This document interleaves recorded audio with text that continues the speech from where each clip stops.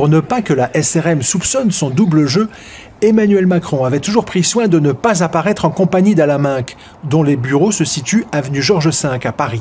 L'histoire aurait pu s'arrêter là.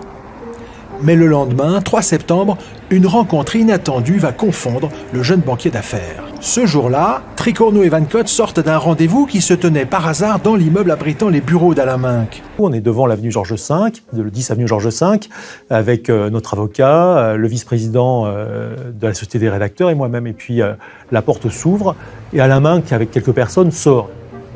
Adrien Tricorneau, le vice-président de la Société des rédacteurs du Monde, nous dit « J'ai une hallucination, je viens de voir Emmanuel ».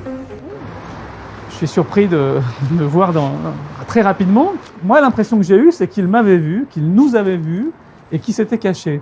Quand je dis ça aux autres, ils m'ont dit « Mais non, écoute, c'est énorme, il serait venu nous dire bonjour, etc. » Et du coup, je vais aller voir. Je leur dis « Écoutez, restez là, tout le monde était pressé. Hein. » Et je dis « Je vais aller voir et je vais vous le ramener pour qu'il nous dise bonjour et qu'il nous explique. » Emmanuel Macron serait-il en train de courir dans l'escalier pour se cacher dans les étages ? Et quand j'arrive au dernier étage de l'immeuble, effectivement, je tombe sur quelqu'un qui était très silencieux jusque quand je montais les marches, mais qui subitement, quand j'arrive à l'étage, se met à sortir son téléphone, à regarder ses pieds et à parler à quelqu'un qui probablement n'était pas au bout du fil d'ailleurs. Et lui, il m'a dit « Mais excuse-moi, mais je suis au téléphone. » Je dis « Ah, mais là, j'ai senti qu'il avait du mal à parler, son souffle était coupé. » Il m'a dit « Non, j'attends des clients, donc je ne peux pas bouger. » Je dis « Les clients, ils passent par la porte d'entrée, donc il n'y a aucune raison de ne pas pouvoir bouger. » C'est qu'il était très gêné. Et effectivement, ça se sentait physiquement. « Tu nous dis pas bonjour, Emmanuel, tu nous connais plus, etc. » Enfin voilà, ça me faisait rire en fait.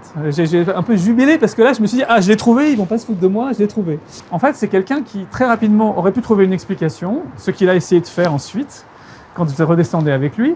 Mais là, il n'avait rien et j'avais une sorte de preuve matérielle de collusion. Et donc, pendant un moment, il y a une panique et une envie de fuir.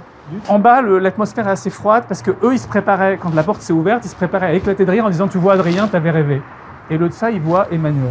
C'est-à-dire qu'il venait de comprendre, il me restait tout le temps « Mais non, Adrien, t'inquiète pas avec ça. » Il venait de comprendre quoi ? Il venait de comprendre qu'il nous avait trahis aussi, quoi. Voilà. Et que dans cette histoire, bon, voilà, mais la politique ou les affaires, c'est souvent des histoires de trahison. Celle-là n'est pas un délit, mais qui nous avait trahis, effectivement. Il le voyait alors qu'il prétendait être indépendant et nous dire tout. Et il ne nous disait pas tout, tout simplement.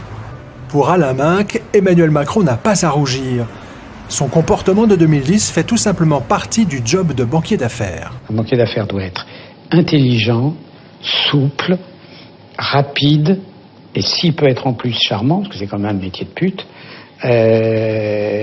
évidemment, c'est une qualité, et il les avait toutes, et il a merveilleusement réussi.